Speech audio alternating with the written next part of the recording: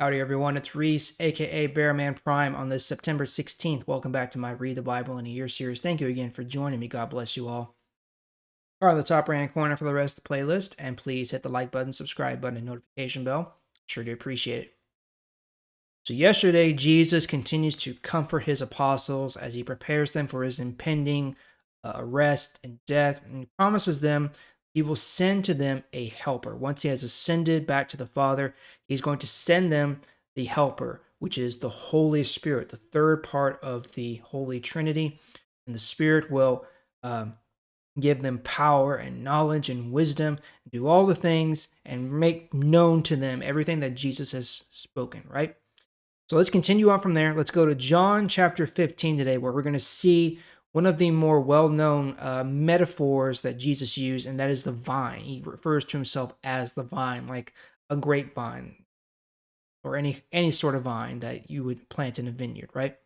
So let's go to John 15 and start in verse 1. Jesus said, "I am the true vine, and my Father is the gardener.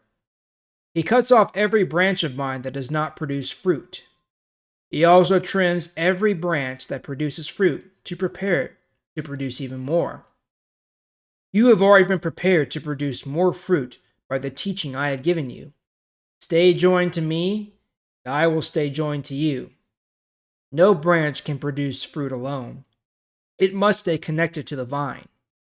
It is the same with you. You cannot produce fruit alone. You must stay joined to me. I am the vine, and you are the branches.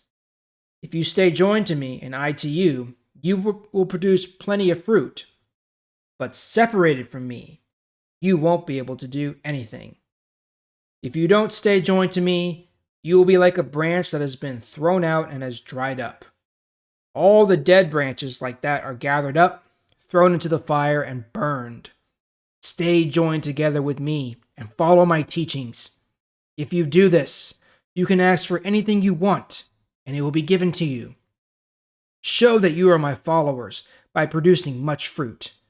This will bring honor to my Father. I have loved you as the Father has loved me. Now continue in my love.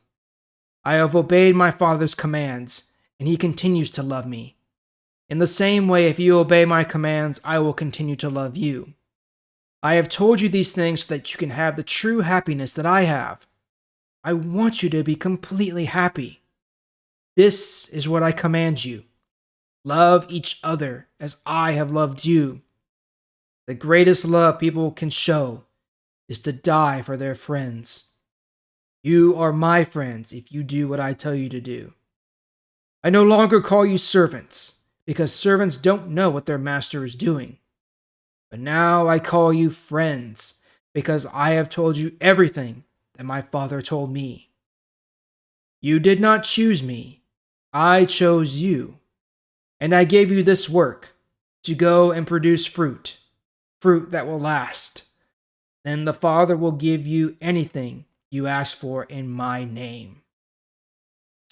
All right, so simple metaphor here, but let's just explain it real quick. So Jesus is the vine. So think of just a grapevine and the central stalk that goes down, right? Okay. God is the gardener who, prunes and does all the things a gardener would do, takes care of the vine, right? Okay, so we have the central vine, that's Jesus. And then shooting off of the vine, you have the individual branches, and that's anyone who follows Jesus or anyone in general, okay? So as long as those branches stay connected to the vine, they will produce fruit, right? The grapes will grow on the branches, right? And that's what Jesus is telling them to, his followers. If they stay connected to Jesus, if we stay connected to Jesus, we will produce fruit. What is that fruit? Well, it's telling others about the good news. It is telling others about Jesus and bringing them into the family of God. That is the fruit that we are to produce, right? That is what Jesus wants us to do, is to love others and bring others into the family of God so they might know that love too, right?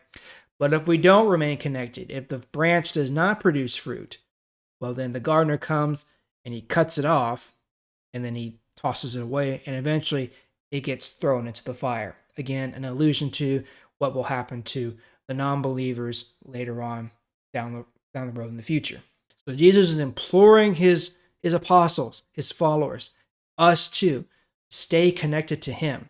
Everything must be rooted in Jesus. Our whole lives need to be rooted in Jesus. That way we can continue to produce fruit in our own lives, helping others, loving others, telling others about Jesus, bringing them into the fold, bringing them into God's family so that the Holy Spirit can work in them and they can produce more fruit as well. And then he goes on to tell them about how much he loves his apostles and his followers. He loves them just as much as the Father loves Jesus, as the Father loves his Son, which makes sense because Jesus, God, is our creator. So, as our creator, he loves us just as a father loves his son. And he says it quite plainly.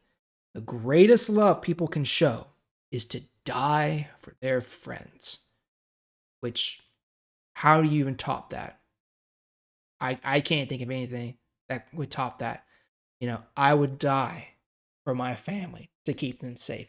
Hopefully you would too. That is the greatest act of love you could ever do, is to sacrifice literally everything that you are, yourself, for others, right?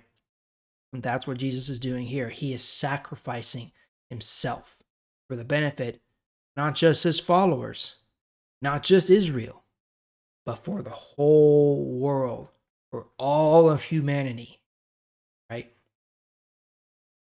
Doesn't get much better than that.